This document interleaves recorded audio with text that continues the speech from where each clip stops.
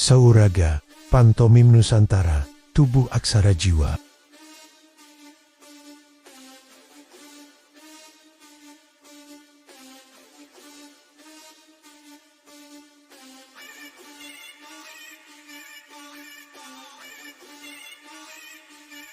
Perkenalkan, Reza Rahasia pencetus Sauraga, Pantomim Heroik Nusantara.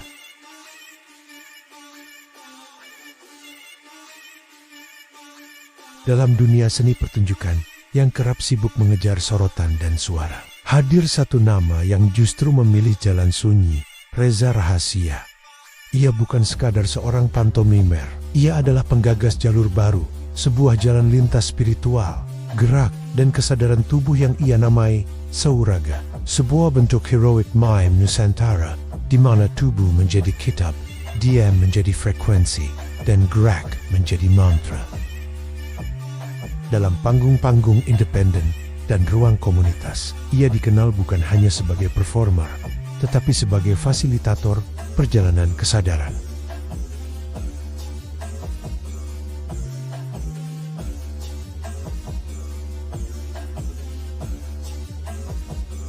Reza dikenal di berbagai platform sebagai seniman lintas dimensi di YouTube dan TikTok. Ia tampil dengan video kontemplatif narasi puitik dan aksi teatrikal tubuh yang tak biasa, perpaduan filsafat, spiritualitas Nusantara, dan ekspresi sunyi yang mengguncang batin.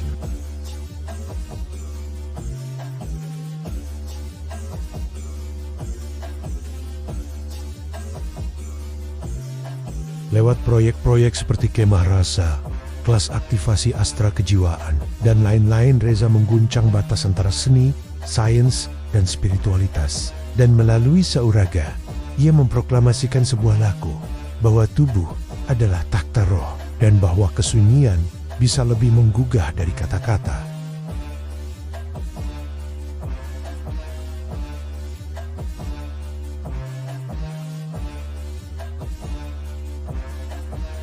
Heroic mime, tubuh sebagai takhta sunyi.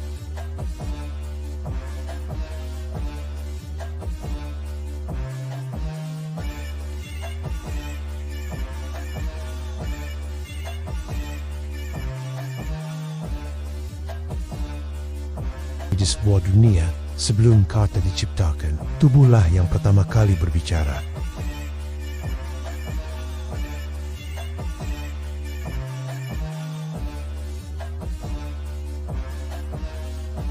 Ia menari di antara kelahiran dan kematian, memikul luka-luka nenek moyangnya, dan diam di altar ketakjuban. Tubuhnya tidak sekadar bergerak, tetapi menjawab panggilan gaib yang tak terdengar telinga. Inilah yang disebut heroic mime, bukan sekadar teater diam, melainkan doa yang diwujudkan oleh tubuh. Sajak sunyi dari para pahlawan roh. Sebelum bahasa disusun dan panggung dibangun, manusia telah bergerak di dalam pusaran mitos.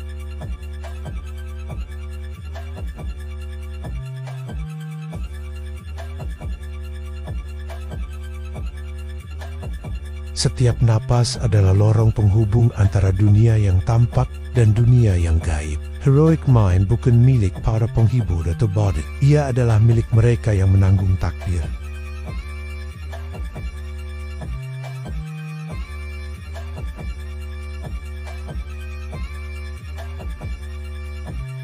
Sang dukun yang berdoa dalam kabut, sang satria yang menebus luka dunia, dan sang ibu yang melahirkan keheningan menjadi kehidupan.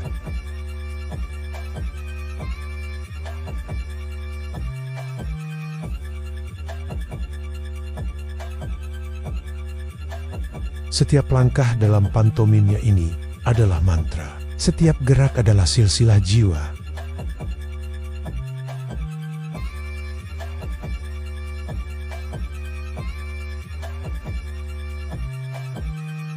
Tubuh menjadi kitab yang menuliskan ulang mitos besar umat manusia. Karena diam, mereka lebih dalam dari suara apapun.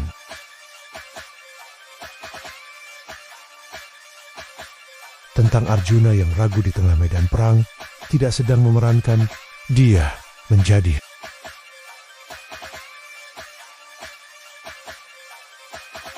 Herakles yang bimbang antara kuasa atau pengorbanan. Salib tanpa kayu. Mereka menerima gerak yang benar bisa mengguncang jantung tanpa sentuhan. Teratai tanpa air. Siddhartha yang duduk membisu hingga dunia bergetar oleh sunyinya.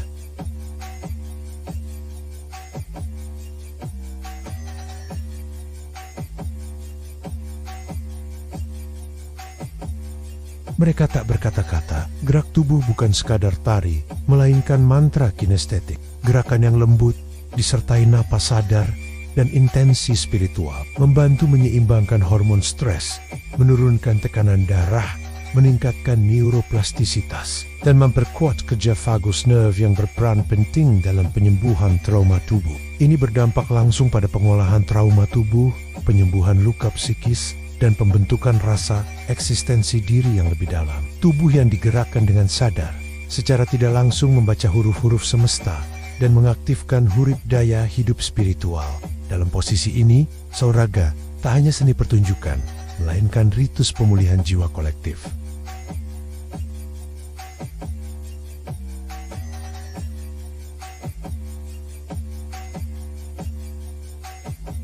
Tokoh seperti Bartillus dan Pylades menjadi pelopor mime yang mengguncang Roma sejak abad ke-1 sebelum Masehi. Mereka hadir lintas zaman.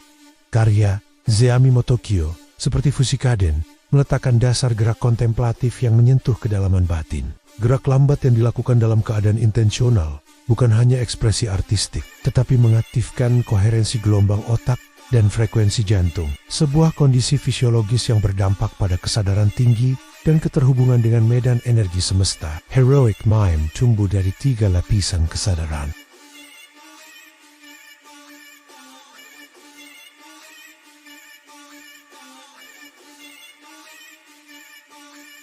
Intensi keheningan batin yang jernih, tak meminta tepuk tangan. Heroic mime tak berkisah, ia bergetar. Ia tak membentuk tokoh, ia menyerahkan tubuhnya kepada mitos untuk berdiri dalam keheningan yang berat, untuk menjadi saluran, menjadi perantara, menjadi tubuh bagi roh zaman. Tanpa sorotan, hanya satu tubuh dan sunyi yang membahana. Ia menjadi simbol kosmos, peta luka kolektif manusia, dan perjumpaan antara langit dan tanah. Transmisi energi, penonton, tidak menonton. Postur arketipal, tubuh menjadi simbol. Mereka tak butuh naskah, tak meminta tepuk tangan. Heroic mime tak berkisah, ia bergetar. Ia tak membentuk tokoh, ia menyerahkan tubuhnya kepada mitos. Dan secara energi, heroic mime adalah ekspresi tubuh sebagai medan frekuensi. Dalam sains kuantum, tubuh manusia adalah vibrasi.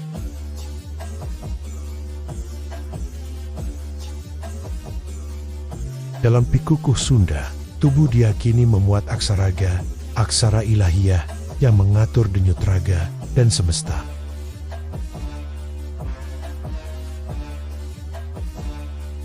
Dari sisi psikologi transpersonal dan neuroestetika, pengalaman mime, heroic, membawa pelakunya ke dalam kondisi flow dan trance embodied, di mana otak melepaskan beta dan masuk ke frekuensi alpha, theta, mirip meditasi dalam gerak. Beberapa tokoh heroic mime dan pementasan modern. Philip Zarelli, Psychophysical Acting 2009. Etienne de Croo, Words on Mime. Tadashi Suzuki, Culture is the Body. 2015. Erica Fisher, Lit. The Transformative Power of Performance 2008. Marcel Marceau, Pencipta Beep, Figure Heroic, Delem Kerningen. Grotowski dan Bochi, berbicara mengenai ritualisasi panggung dan pelatihan tubuh spiritual, bisu, dan Sanghyang, tubuh sebagai kanal roh dalam budaya Nusantara. Eugenio Barba, Odin Tetrit, tubuh sebagai jembatan antar budaya.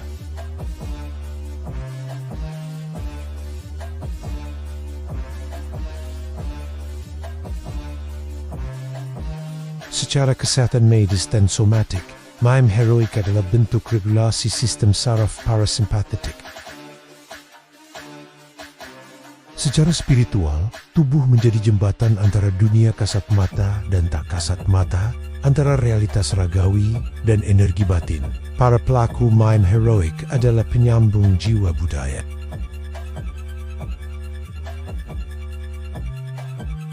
Yunani, disebut pantomimus menjelmakan tragedi suci dalam tubuh.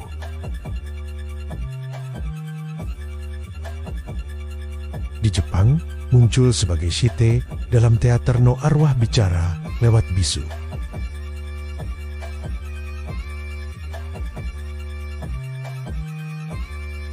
Di Papua dan Kalimantan, mereka hadir sebagai dukun penari tubuh, menjadi perantara roh, sebagai ritual penyembuhan dan penghubung jagat. Mereka tak butuh naskah.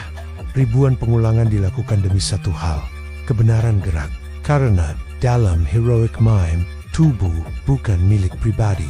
Ia adalah takhta dari yang tak terlihat.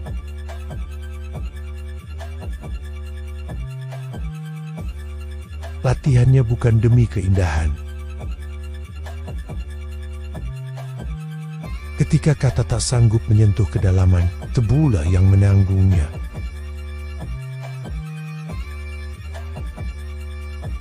Heroic mime adalah panggilan, ia adalah jalan pulang. Dan saat para penonton diam bukan karena bingung, melainkan karena tergetar tanpa tahu sebabnya, disitulah pahlawan telah lewat tanpa suara. Referensi dan jejak historis. Catherine Wiley Satteridge and Heroic Mimes tahun 1994. Zami Motokyo, Fushikaden pada abad ke-14. Jerzy Gratowski, Towards a Poor Theatre tahun 1968. Eugenio Barba, The Paper Canoe tahun ke-1995. Tokoh dan pementasan modern. Etienne de Crau, pencipta Cor Dramatike, tubuh dramatik sebagai pusat ekspresi. Heroic mime di Indonesia.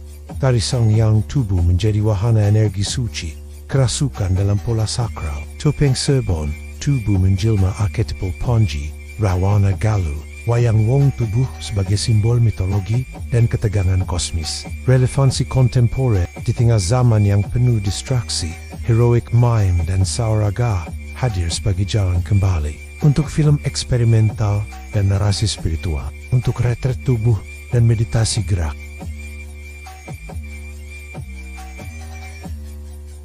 Untuk instalasi lintas iman dan performa sunyi di ruang publik. Penutup menghidupkan sunyi. Tubuh bukan sekadar panggung, ia adalah kuil. Heroic, mime, dan sauraga bukan sekadar seni. Heroic mime adalah panggilan, ia adalah jalan pulang. Tubuh bukan sekadar panggung, ia adalah kuil. Dan ketika dunia kehilangan kata-kata, tubuh yang diam akan tetap bersuara dengan getaran paling jujur dari jiwa yang telah kembali ke sunyi. Terima kasih. Sampai jumpa di workshop Heroic Mime Nusantara, Sauraga.